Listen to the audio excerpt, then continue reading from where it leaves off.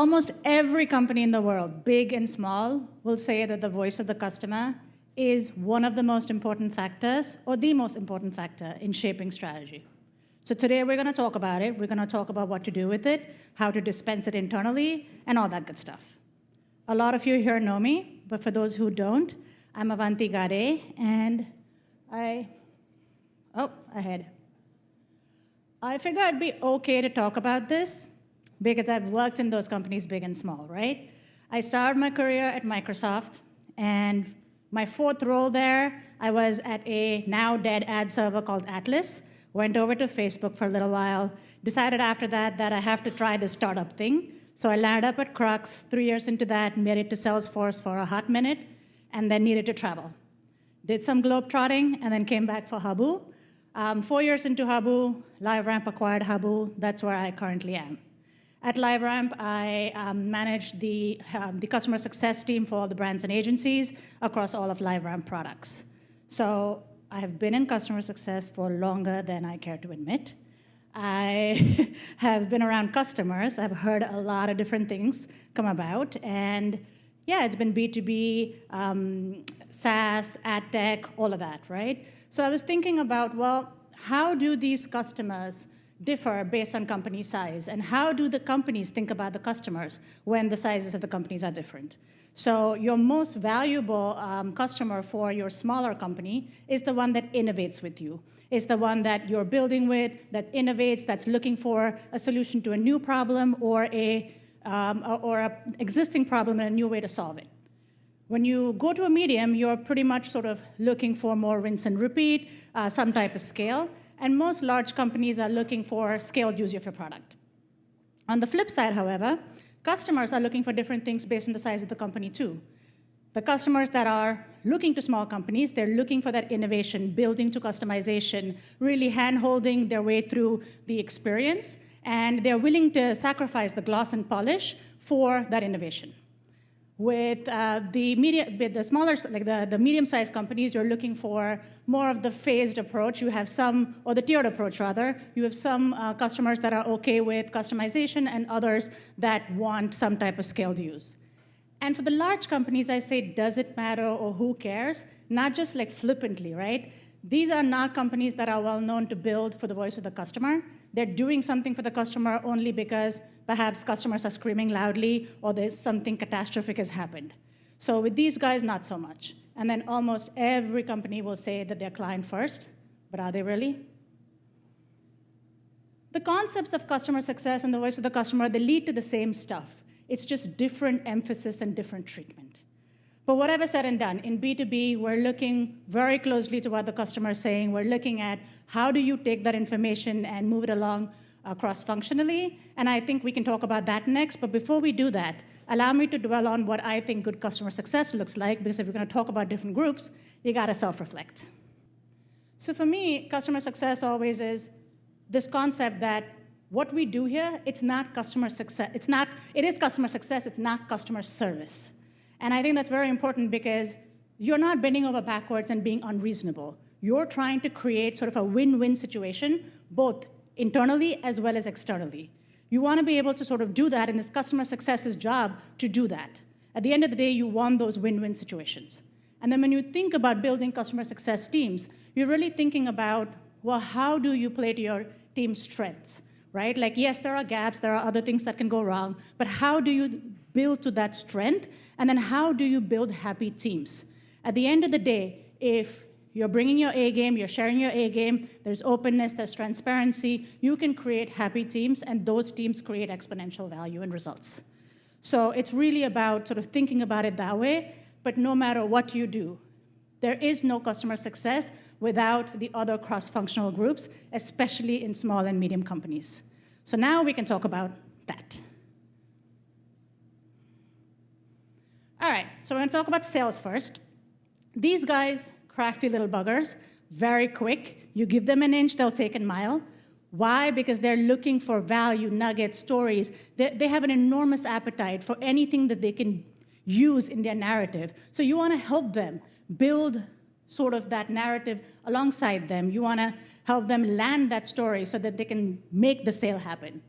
They're looking for demos. They're trying to figure out who to sell to and how much to price that, right? They are selling the thing to somebody who might not use the thing. The person that uses the thing might not be really telling the stories. So how do you talk to different people in different ways? And then how do you create something that you can price in a way that is defendable, that is also lucrative?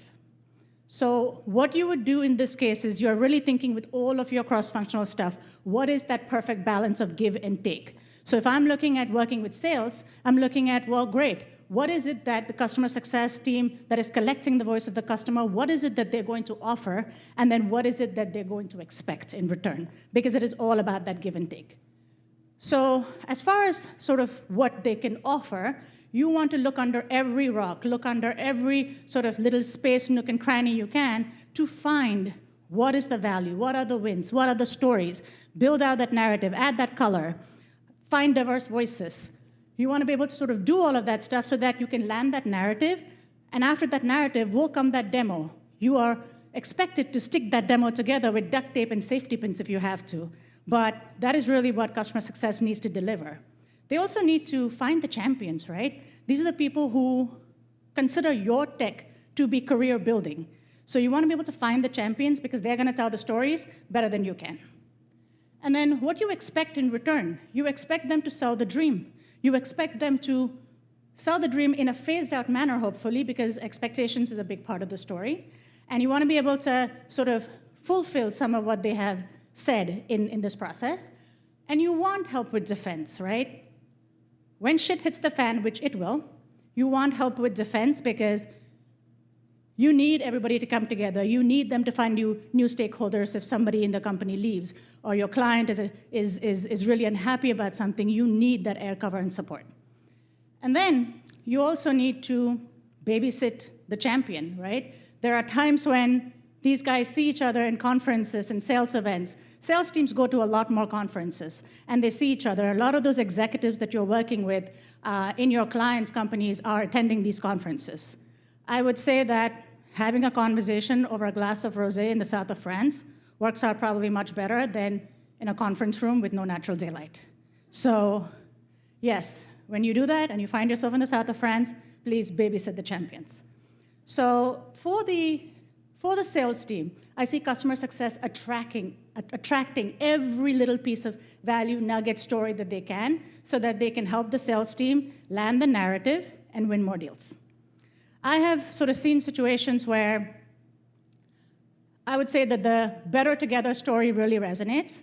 So a few years ago, there was a customer, a CPG customer, that wanted to have some custom analysis done that was able to sort of let us know that there is a pot of money waiting for anyone who wants to do this custom analysis. And I was like, great, because this was built on the back of something that we did well. And I could have gone at it on my own, but I said, no, better sense prevailed, invited the sales team in, and then while we were working on figuring out what the scoping, what the deliverables, what the timeline looked like, the salespeople were able to go around and back channel, talk to BD, talk to other people in the vendor, talk to the client, try to understand how much of an upper boundary exists in terms of how much money they're willing to spend, and what can we propose before we tip over. And at the end of the day, I think they were able to land that number and work through the contracts. It was a lot of back and forth. Yes, I could have done that, but I would probably folded a little earlier for a little less money, and working through all those contracts would have taken me away from doing what I'm supposed to be doing. So with the sales team, we were able to sort of demonstrate that win-win-win. And I think that is what it is all about.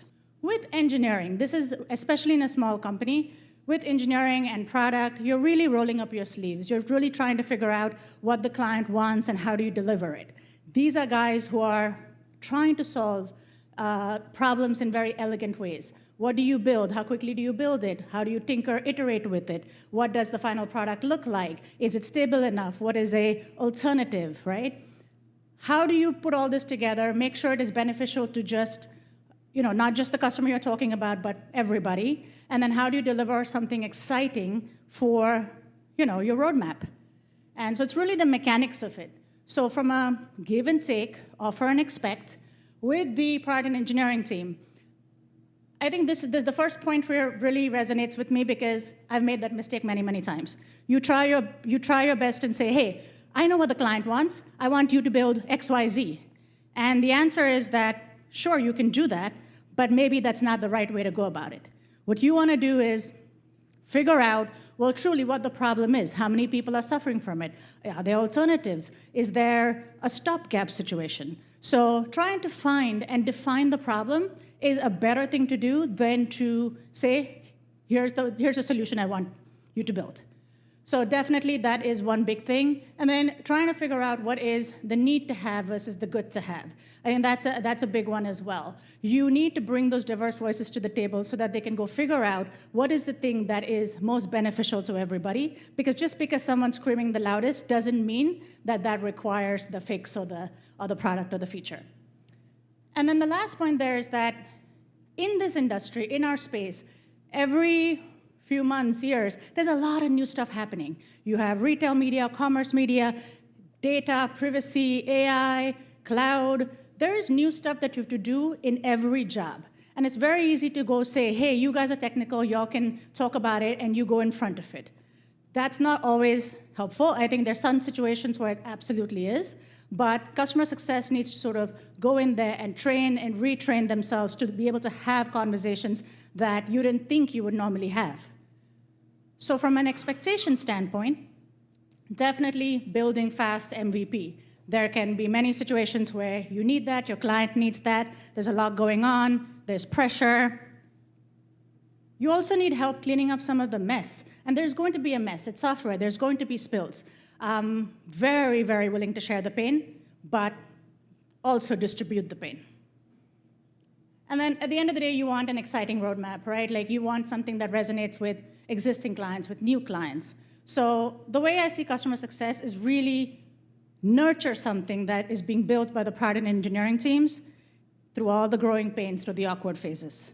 I can think of many examples where something really bleeding edge was happening, and the product and engineering team had to deliver that, had to talk about it, because neither the customer success team nor the sales team was qualified to do that. But you do that once, and you land something great. The second, third, fourth time you do it, we do expect that the customer success team comes in and takes and shares the burden. And you learn along the way. I have learned so many terms that I never thought I would use. Data set materialization, partitioning. Never thought I'd use those things. But here I am talking about it like I know something about it. And then with marketing, this is sort of where the customer success and the voice of the customer, all of those areas are a fishing ground, really. They not only want the story, but they also want the storyteller. So for them, you find the storytellers, you help them quantify, because putting numbers behind it is very necessary, so that they can take that and they can amplify that. These guys are able to, their circle of influence is so much larger. Your sales teams, you reach people individually. It's sort of almost hand to hand, but with marketing, it becomes more about amplification. And you want them to be able to do that, and you want everything that you can do to arm them with that information. So what I would give is find the story, find the storyteller. Absolutely, I want them to amplify the message because I want my clients that I'm working with to also hear about them. I want to be able to make it defendable, believable, so I'm going to give all of that information up front. And what I expect in return? Glitzy, snazzy collateral that can be used for new clients, for existing clients. I want my customers to hear about us in the market, because that's what happens. You do sort of build a brand and a reputation, and you want to be able to have your customers see you outside of what just you tell them. And then at the end of the day, you also, as your brand grows, you want to create that maturity, you want those assets, and you want the whole story and message to reflect that. So for marketing, I see customer success sort of delivering the full story on a platter so that they can go and do what they do best, which is amplify. I know that this is the last slide, so I wanted to make sure that we leave on a light note. It's also the middle of the afternoon here, so I can imagine y'all are sitting through a lot of sessions. I think the voice of the customer is one of those things where sometimes you love it, sometimes you hate it. It is super influential in terms of what all of the cross-functional teams need to do. And the customer success team is the glue, the mediator, the advisor, the friend even the therapist, in order to make this happen. But they cannot go at it alone. We will fail if we try. All the teams coming together and creating something, and that perfect balance of give and take is what makes for a great company. And I've had a lot of fun trying to do that. So thank you for listening to me. And I know there's a keynote afterwards, but thank you for getting me back to the Hive. And